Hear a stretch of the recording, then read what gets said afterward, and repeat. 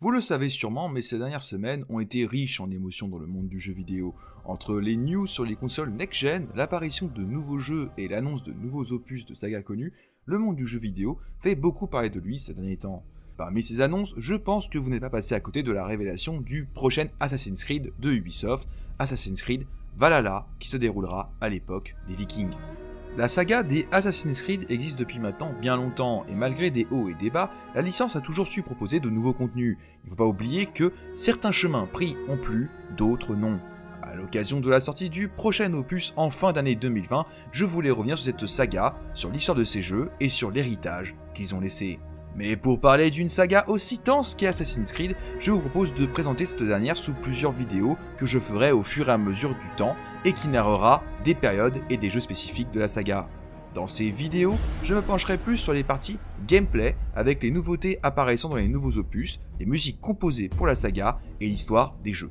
Je ne m'étalerai pas sur le développement des jeux, contrairement à d'autres vidéos proposées par mes confrères et mes consoeurs. Et comme il faut bien débuter, quelque part, je vais vous parler aujourd'hui du premier opus Assassin's Creed sorti en 2007 sur la PlayStation 3, la Xbox 360 et le PC. Car oui, il y a beaucoup de choses à dire dessus. Allez, générique!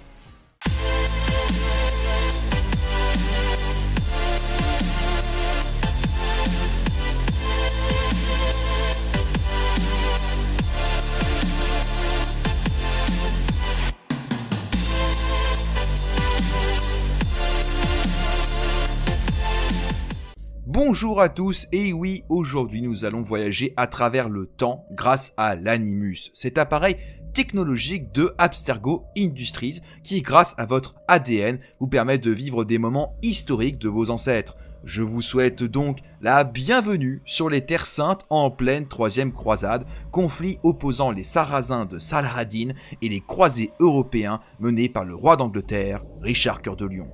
Dès le début, le jeu vous met dans une situation particulière. Vous jouez un personnage nommé Desmond Miles, un homme du 21e siècle qui essaye de vivre sa vie au mieux seul. Malheureusement, un élément perturbateur vient très vite changer le train habituel du personnage que vous incarnez, car vous vous trouvez enfermé dans une sorte de laboratoire au sein d'un building. Vous apprenez très rapidement que vous êtes invité, si ce n'est obligé, de collaborer avec deux scientifiques, Warren Vidic et Lucy Stillman, pour les aider à trouver quelque chose dans le passé en vivant des moments historiques de votre ancêtre. Après une longue discussion, vous vous retrouvez dans cette machine, l'Animus, qui transporte votre esprit dans le corps de l'un de vos ancêtres durant la troisième croisade. Vous incarnez alors Altaïr Ibn Ahad, membre d'une étrange confrérie appelée les Assassins, qui combattent le célèbre ordre des croisés européens, les Templiers. Vous voilà alors transporté dans le passé à explorer les Terres Saintes et des célèbres villes comme Jérusalem, Acre ou même Damas, dans une ambiance tendue au vu du conflit armé opposant les Sarrasins et les croisés. L'ordre des assassins semble être alors neutre dans ce conflit, et pourtant ils ont pour mission d'amener la paix et l'ordre sur ces terres d'une manière bien différente que ce que proposent les Templiers. Deux méthodes bien différentes pour atteindre un même but. L'histoire commence alors avec une mission confiée par le maître des Lords des Assassins, Al-Mualim, à votre personnage et deux autres membres de la confrérie. Vous avez pour objectif de récupérer un artefact que les Templiers auraient trouvé. Malheureusement, la mission ne se déroule pas comme prévu, et du fait de plusieurs erreurs faites par votre personnage imbu de sa personne, vous échouez à cette dernière, condamnant vos deux confrères à la merci des croisés que vous traquiez. Vous retournez alors à Masyaf, un village protégé par une forteresse nichée dans les montagnes où demeure votre confrérie. Vous faites alors votre rapport à votre maître annonçant votre échec, mais êtes coupé par la venue de l'un de vos confrères, présumé mort, qui vous accuse d'avoir enfreint le code et les valeurs de votre confrérie durant votre mission. De plus, contrairement à vous, l'autre assassin réussit à amener l'artefact mystérieux souhaité par votre maître et qui était l'objet principal de cette mission.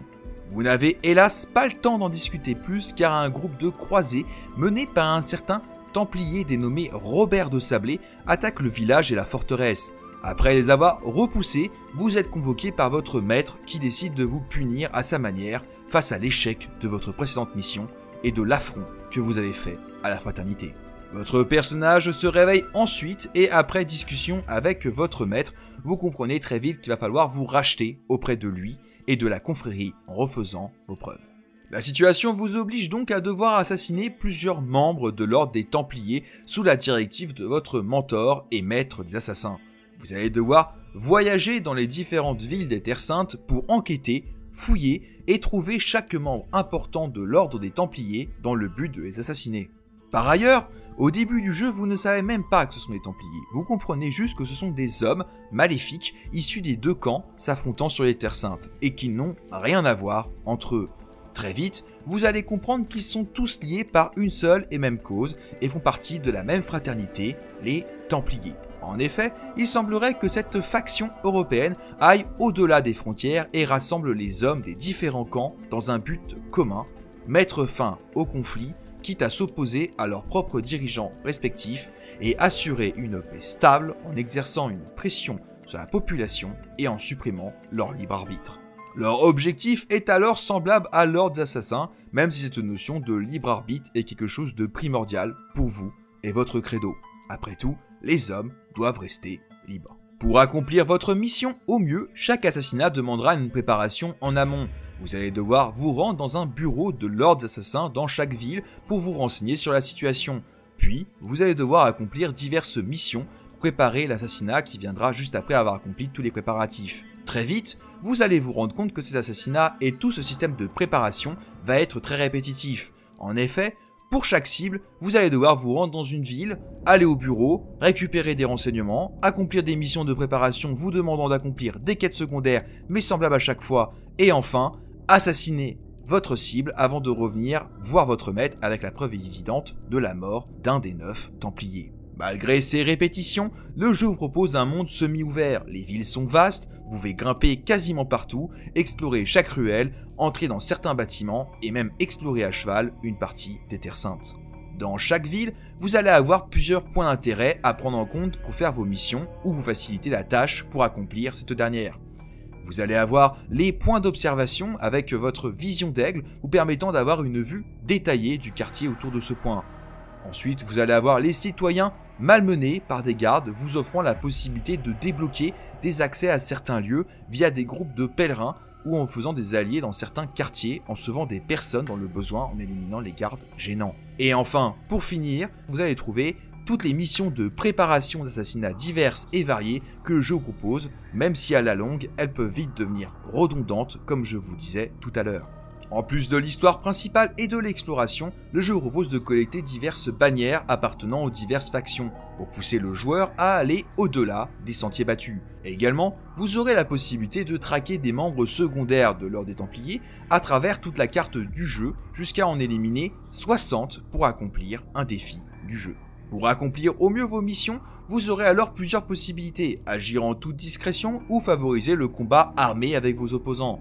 Mais vous allez voir très rapidement qu'un combat direct avec les ennemis peut s'avérer très dangereux au vu de leur nombre et surtout de leurs armes, même si parfois le combat est malheureusement inévitable. Si vous êtes repéré, la fuite est bien entendu une option non négligeable. Après avoir disparu aux yeux des ennemis qui vous cherchent, vous pouvez vous cacher dans des bottes de foin, sur un banc en vous cachant dans la masse ou sur les toits dans des refuges.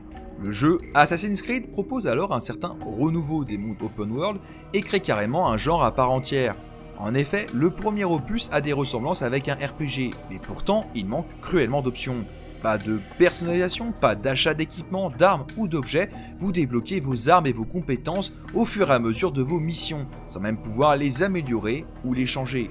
Parmi les nouveautés intéressantes, les aspects escalade, découverte et discrétion amènent un gameplay très intéressant et novateur dans le monde du jeu vidéo, et bien entendu sur les consoles next-gen de l'époque, pour rappel, PlayStation 3 et la Xbox 360. Le succès de ce jeu crée alors un nouveau mouvement, une nouvelle licence qui deviendra alors une saga iconique du jeu vidéo et qui fait encore parler d'elle aujourd'hui. En termes de musique, comme vous avez pu l'entendre, les morceaux du compositeur Jesper Kyd vous mettent rapidement dans l'ambiance de l'époque, mélangeant mystère, noirceur et mélancolie.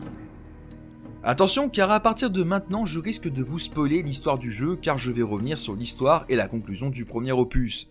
Une fois que vous avez combattu l'ensemble de vos cibles, vous vous rendez compte au final que vous avez été berné, et pas par n'importe qui, car il semblerait qu'en vérité votre maître, le dirigeant de l'Ordre des Assassins, travaillait de concert avec les Templiers et voulait éradiquer toute menace pour être le seul en possession de la véritable puissance que vous avez trouvée pour lui. En effet, il semblerait que le mystérieux artefact que vous deviez trouver au début du jeu n'était autre qu'une pomme en or, connue sous le nom de Pomme d'Éden, qui renferme une puissance magique capable d'asservir l'esprit d'une personne. Cet artefact magique est désormais en possession de votre maître, qui souhaite utiliser son pouvoir dans le seul but de faire agenouiller le monde à ses pieds. Croyant alors en valeur du credo des assassins, votre personnage affronte et bat votre dernière cible, Al-Mualim. À la fin de ce combat, la mystérieuse Pomme d'Éden projette une sorte d'hologramme de la Terre avec plusieurs points brillants à travers le monde. Après quoi, trou noir et vous vous réveillez dans votre prison, dans le monde moderne du 21e siècle. Personne ne sut ce que devint la Pomme d'Éden, l'objet convoité par les scientifiques de la société Abstergo Industries, vos geôliers, bien que ces derniers semblent annoncer à leurs supérieurs hiérarchiques qu'ils vont envoyer des équipes au point identifié par la carte de la Terre projetée par la pomme qu'ils ont vue à travers l'animus. Le jeu se termina avec votre personnage Desmond Miles qui eut une vision de signes et écritures étranges sur les murs de sa chambre au sein du laboratoire. Nul ne sait d'où cela provenait et ce que ça signifiait, mais la réponse se trouverait sûrement dans la suite de l'histoire. Ainsi se finit le jeu Assassin's Creed premier du nom, un véritable renouveau pour l'époque, mais qui aujourd'hui a pris un sacré coup de vieux par rapport au gameplay. En effet, les actions de vos personnages, les phases de combat et de déplacement sont beaucoup plus lourdes que ce que l'on sait faire aujourd'hui dans des jeux semblables de la licence, ou même de ses concurrents comme The Witcher. Mais n'oublions pas que ces jeux sont en quelque sorte les héritiers de ce premier opus Assassin's Creed, qui a créé un nouveau genre dans le monde du jeu vidéo. C'est ainsi que je conclus cette vidéo qui fut la première partie d'une série de vidéos sur la saga Assassin's Creed. J'espère que cette dernière vous aura plu, et si c'est le cas, n'hésitez pas à liker la vidéo, la partager et bien entendu vous abonner à la chaîne si ce n'est pas déjà fait. Sur ces bonnes paroles, je vous dis à la prochaine dans de futures vidéos, et n'oubliez pas notre devise, parlons peu, parlons jeux vidéo. Allez, salut à tous!